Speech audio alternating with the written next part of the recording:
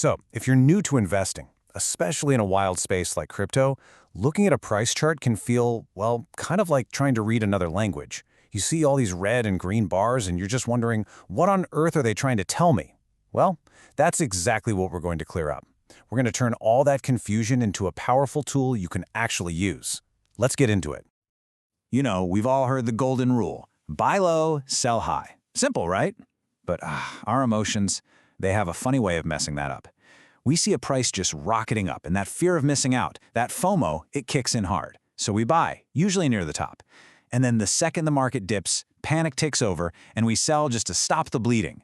It's this classic emotional roller coaster from total euphoria to absolute fear that makes so many of us do the exact opposite of what we're supposed to. And these right here, these are the usual suspects. You've got herd mentality, where we just follow what everyone else is doing. There's loss aversion, which means losing 50 bucks hurts way more than winning 50 bucks feels good, and that leads to panic selling. Then recency bias tricks our brains into thinking whatever's happening right now is going to happen forever. These little mental traps are exactly why so many people accidentally buy high and sell low.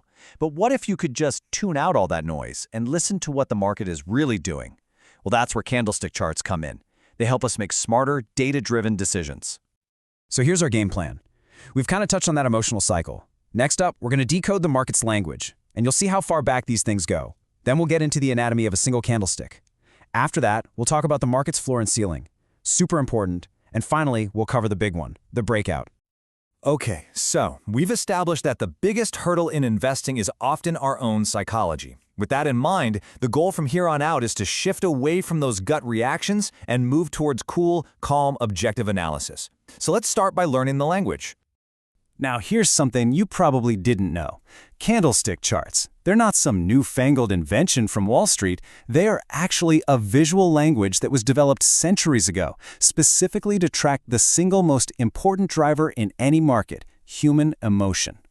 Get this, the story starts way back in 18th century Japan with a rice trader named Munehisa Homa. He figured out that the price of rice wasn't just about supply and demand, it was really all about the emotion of the traders. So he came up with a way to visualize that emotion. And his system was so good, legend has it he made the equivalent of over $10 billion. He even became an honorary samurai. For hundreds of years, this was basically a trade secret in Japan, until it finally made its way to the West in the late 1980s. Okay, so if we're going to learn this language, we have to start with the alphabet. And the absolute most basic building block of any chart is the single candle. If you can understand what just one of these is telling you, you're already on your way to reading the whole chart. Every single candle tells a complete story about a specific period of time. Could be 1 minute, could be 1 hour, could be a whole day. And it packs 4 key pieces of information into one simple shape: where the price opened, where it closed, the highest it went, and the lowest it went.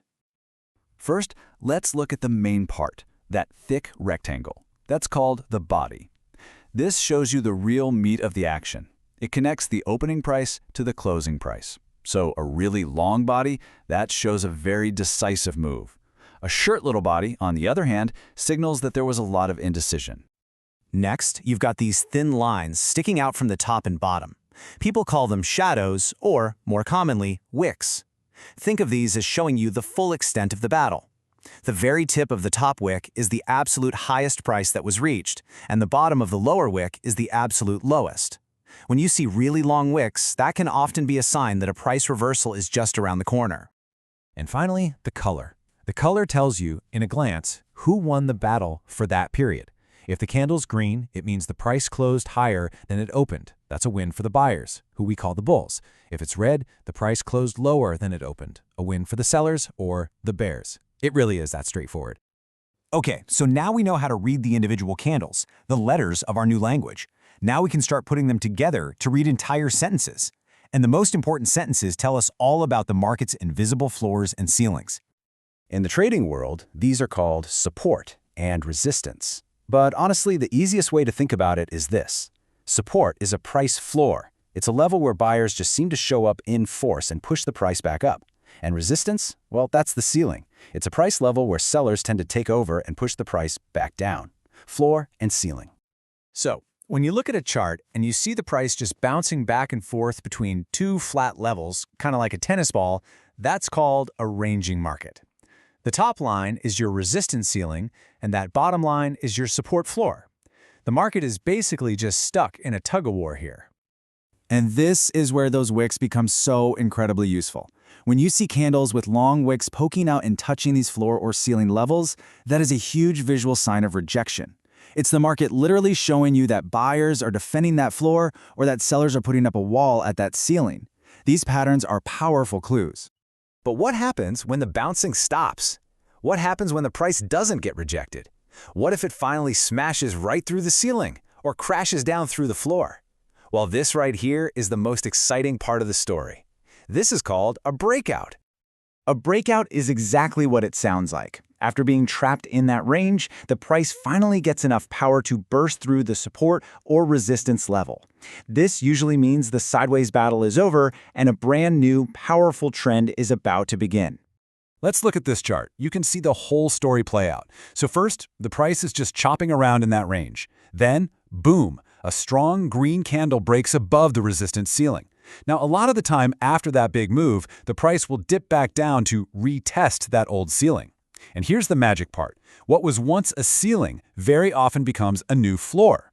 This little retest is called a pullback, and it's a great confirmation that the breakout might be the real deal.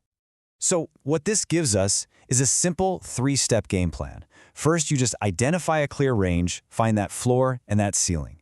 Second, you got to be patient and wait for a strong candle to close clearly outside of that range. And then third, if you want a little extra confirmation, you can watch for that pullback to see if the old level holds before you decide to jump into the new trend. And there you have it. You've just learned the basic grammar of the market's language. You've gone from seeing a bunch of confusing bars to understanding stories about battles between buyers and sellers, about boundaries, and about big decisive breakouts.